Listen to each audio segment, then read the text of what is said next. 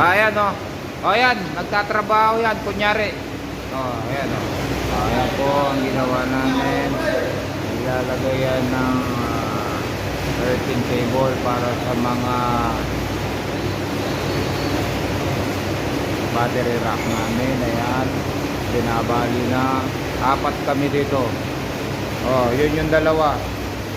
Kaway-kaway sa vlog ni ano. Hey!